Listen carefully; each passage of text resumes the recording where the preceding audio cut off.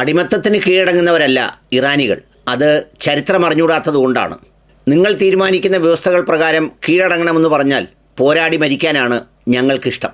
പറയുന്നത് ഇറാൻ്റെ സുപ്രീം ലീഡറാണ്.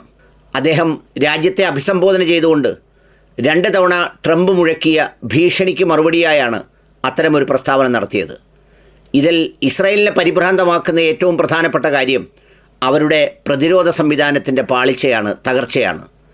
ഒരു തരത്തിലും സ്വന്തം രാജ്യത്ത് ഒരു മിസൈൽ ആക്രമണം ഉണ്ടാകുന്നതിനെ ഇസ്രായേൽ പ്രതീക്ഷിച്ചിട്ടേയില്ല.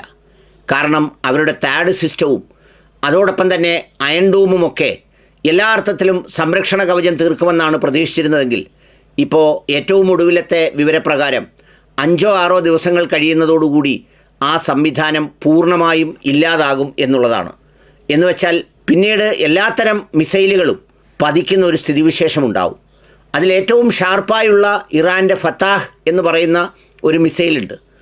ആ മിസൈൽ വളരെ കഠിനമായ പ്രത്യാഘാതങ്ങൾ ഉണ്ടാക്കുന്നതാണ്. അത് ഇതുവരെ വ്യാപകമായി ഇറാൻ ഉപയോഗിച്ചിട്ടില്ല. മറിച്ച് ബാലിസ്റ്റിക് മിസൈലുകളും പരമ്പരാഗതമായി ഇറാൻ നിർമ്മിച്ച മിസൈലുകളുമൊക്കെയാണ് ഇസ്രയേലിന് മേൽ പറത്തിവിട്ടിട്ടുള്ളത്.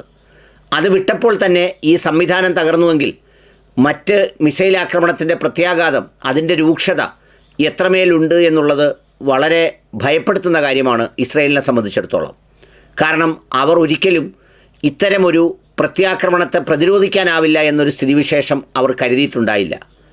എന്ന് മാത്രവുമല്ല, ഇപ്പോൾ അവർ അമേരിക്കയിലേക്കാണ് കൂടുതൽ ശ്രദ്ധയോടെ നോക്കുന്നത്. കാരണം അമേരിക്ക എത്രയും വേഗം രംഗത്തിറങ്ങണം. അതിനുള്ള കളമൊരുക്കുന്നുണ്ട് ട്രംപ്. അമേരിക്കയുടെ കയ്യിൽ കാർപ്പറ്റ് ബോംബിംഗ് അടക്കം നടത്താൻ കഴിവുള്ള, ബങ്കറുകളെ അടക്കം ആക്രമിക്കാൻ കഴിവുള്ള മാരകമായ പ്രഹരശേഷിയുള്ള ബോംബുകളുണ്ട്. അതുകൊണ്ട് തന്നെ അത് എത്തിയെങ്കിൽ മാത്രമേ തങ്ങൾക്കിനി നിലനിൽക്കാനാകൂ എന്ന സ്ഥിതിവിശേഷത്തിലാണ് ഇസ്രയേൽ ഉള്ളത്. അതാണ് ഏറ്റവും ഗൗരവമായൊരു കാര്യം.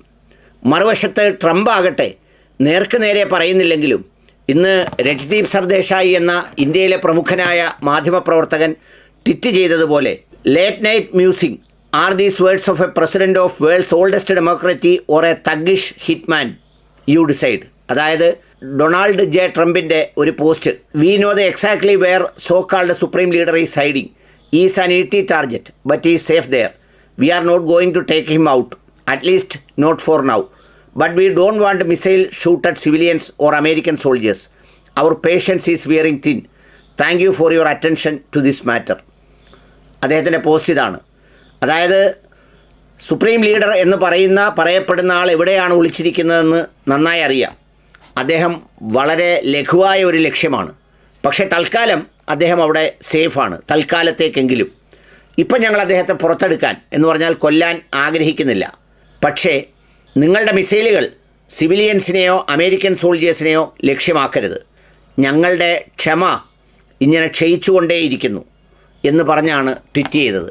അതിനെ റീട്വീറ്റ് ചെയ്തുകൊണ്ടാണ് രജ്ദീപ് സർദേശായി ചോദിക്കുന്നത്, ഈ വാക്കുകൾ ലോകത്തിലെ ഏറ്റവും പഴയ ജനാധിപത്യ രാജ്യത്തിൻ്റെ ഒരു ഭരണാധികാരിയുടേതാണോ, അതോ ഒരു സുപ്പാരി കില്ലർ, ഹിറ്റ്മാൻ എന്നൊക്കെ പറയുന്ന ഒരുതരം ഗുണ്ടായിസം നിറഞ്ഞ ഒരാളിൻ്റെ ഈ പറയുന്ന വാക്കുകളാണോ എന്ന് നിങ്ങൾ തീരുമാനിക്കുമെന്ന്.